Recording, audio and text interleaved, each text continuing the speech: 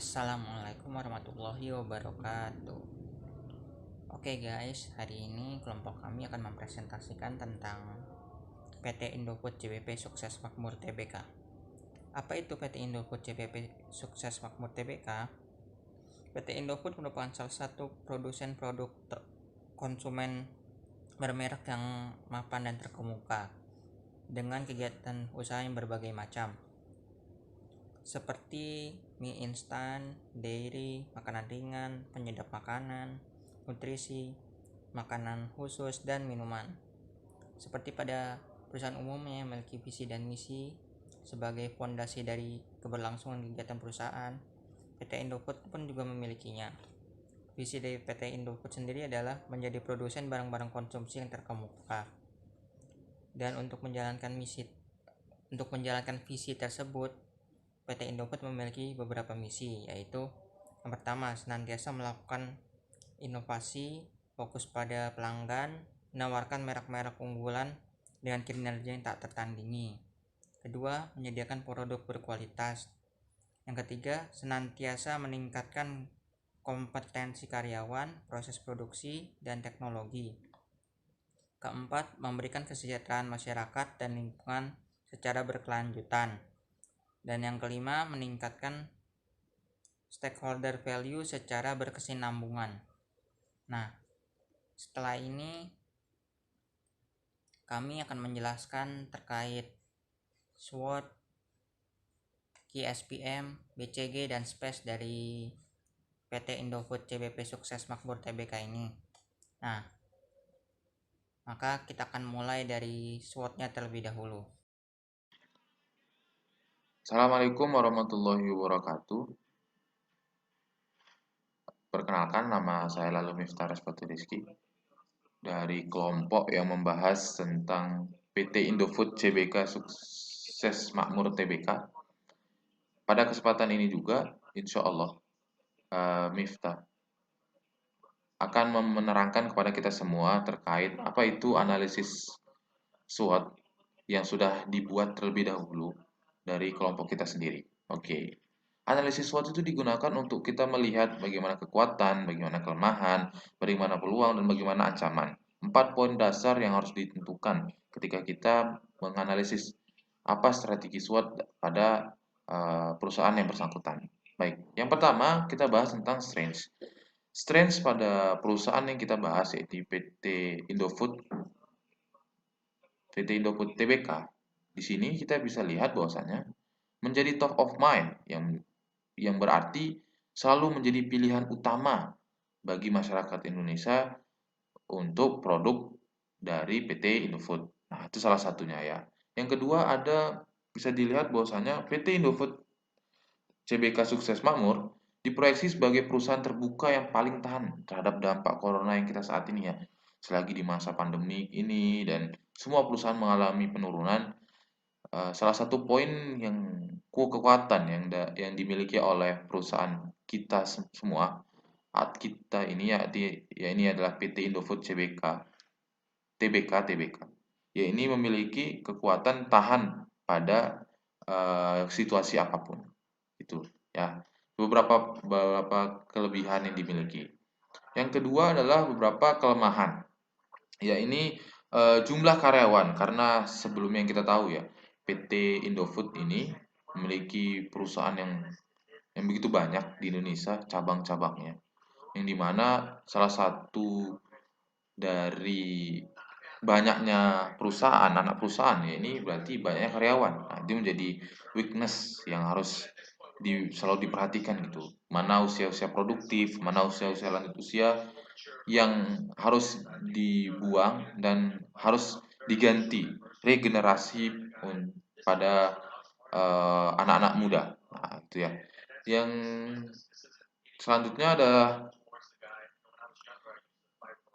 kemasan produk tertentu yang rentan ya. Salah satu juga ya kayaknya semua produk di Indonesia ketika masuk dataran seperti Indonesia yang panas gitu, yang hujan gitu kan rata-rata cara pengemasan itu yang masih mungkin kurang ya dari PT Indofood yang kita bahas saat ini gitu. Karena bisa dilihat juga eh, kecanggihan teknologi itu kadang ada dampak yang bisa signifikan, namun ada dampak lain yang harus mengeluarkan effort lebih, yaitu pengeluaran dana kepada alat-alat yang eh, di eh, terus diperbarui gitu. Selanjutnya ada opportunities, ini peluang.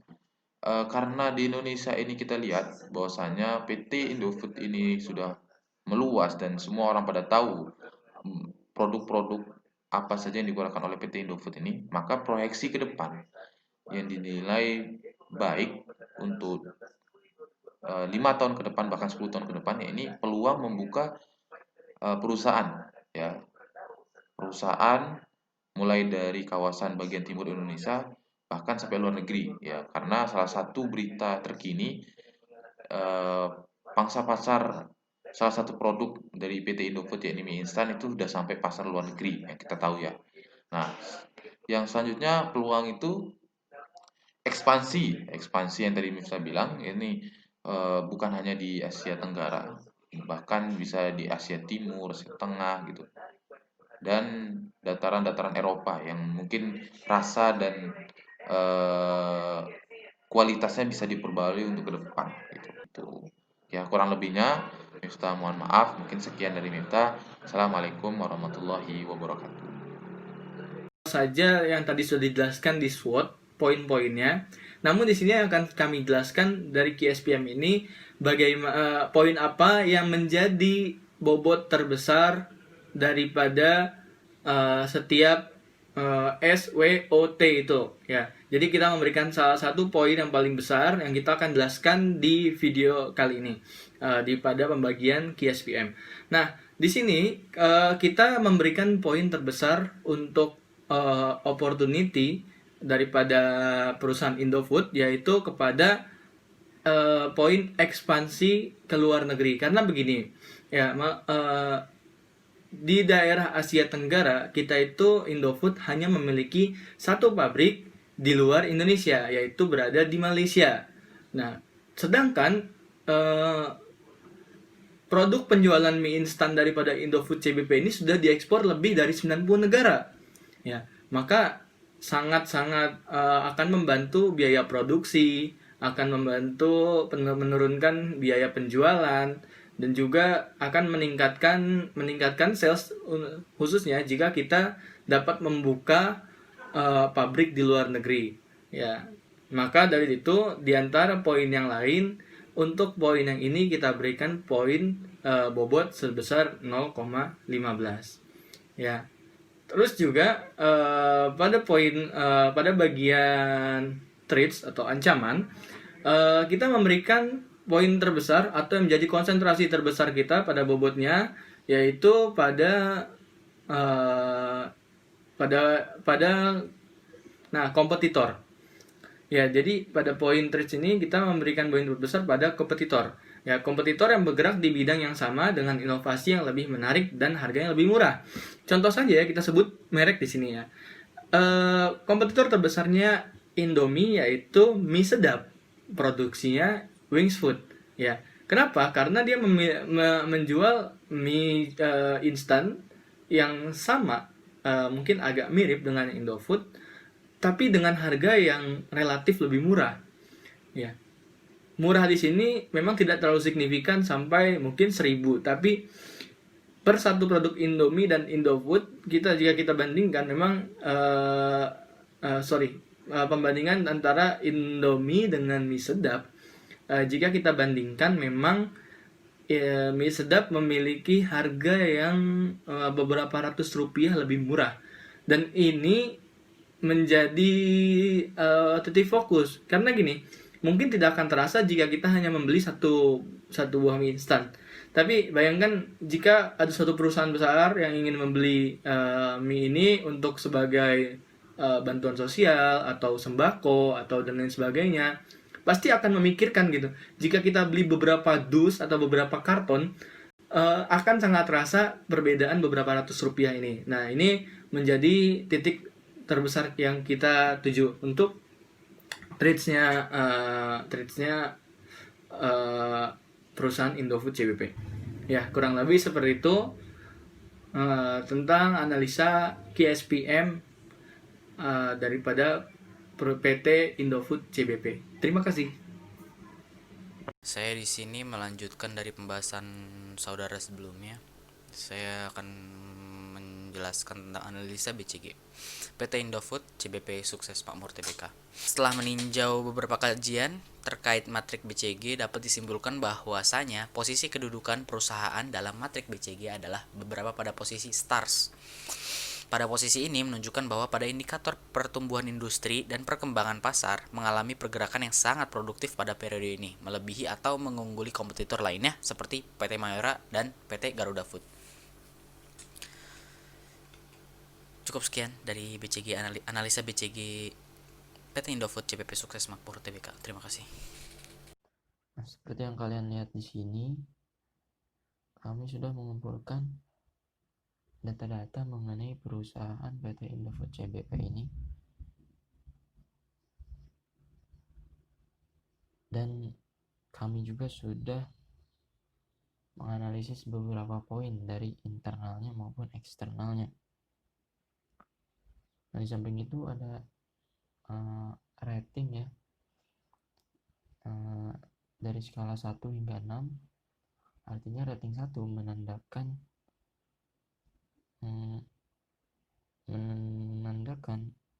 data yang buruk bagi perusahaan, sedangkan rating 6 menandakan data yang bagus bagi perusahaan.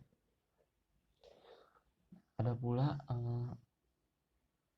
rating minus 1 hingga minus 6. Nah, artinya rating minus 1 menunjukkan bahwa poin yang di sebelah kiri ini menandakan data yang bagus, berbalikan dengan rating yang plus tadi saya bahas ya. Sedangkan rating minus 6 menunjukkan bahwa poin yang di sebelah kiri saya menandakan data yang buruk bagi perusahaan. Nah,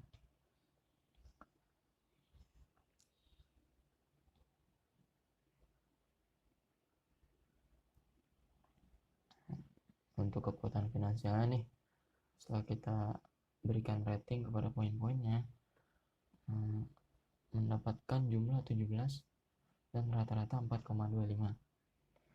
Untuk stabilitas lingkungan, setelah kita beri rating dari poin-poinnya, kita mendapatkan jumlah minus 8 dan kita rata-ratakan menjadi minus 2,67. Untuk bagian keunggulan kompetitifnya, setelah kita beri rating pada setiap poin-poinnya, kita menjumlahkannya dengan hasil minus 10 dengan rata-rata minus 2,5. Kemudian pada bagian kekuatan industrinya, setelah kita beri rating dari poin-poin tersebut, kita mendapatkan jumlah sebesar 12 dengan rata-rata 3. Nah, di sini ada sedikit penjumlahannya untuk menentukan sumbu X, nilai sumbu X dan sumbu Y-nya.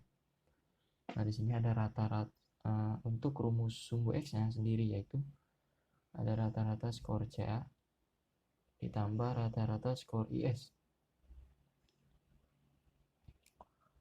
yaitu minus 2,5 ditambah 3. Ini data yang sebelumnya saya tunjukkan tadi ya. Dan mendapatkan hasil 0,5 untuk sumbu X-nya. Untuk sumbu Y-nya sama dengan rata-rata skor FS ditambah rata-rata skor ES, yaitu 4,25 ditambah minus 2,67, dan mendapatkan hasil untuk sumbu Y yaitu 1,58.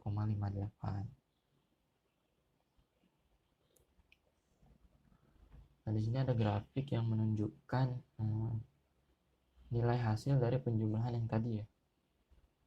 Di bawah ada sumbu X, garis atasnya itu ada sumbu Y.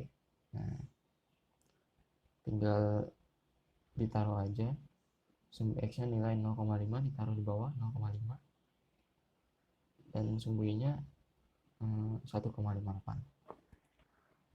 Setelah itu, setelah ditaruh di grafik tersebut, kita tarik garisnya sesuai data yang telah kalian taruh di grafik tersebut. Nah, dari hasil matriks space tersebut, Maka dapat dilihat garis ini menunjukkan ke atas, ke kanan atas, yang mengartikan bahwa perusahaan dalam pada tahun 2019 ini dalam keadaan agresif dan baik. Maka perusahaan diharapkan dapat menggunakan kekuatan internalnya guna memanfaatkan peluang eksternalnya. Adapun langkah-langkah yang dapat dilakukan adalah dengan melakukan penetrasi pasar, pengembangan SDM dengan memberikan beberapa pelatihan, pengembangan jumlah pangsa pasar di daerah terpencil, pengembangan produk, serta menggunakan teknologi yang terbarukan atau strategi kombinasi semua divisi tergantung pada kondisi dan kemampuan yang dimiliki perusahaan itu sendiri. Sekian untuk Matrix Space.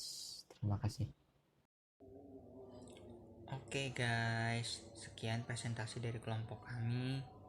Mungkin presentasinya belum sempurna, tapi semoga bermanfaat buat teman-teman semua. Akhir kata, jangan lupa like, comment, and subscribe. Assalamualaikum warahmatullahi wabarakatuh.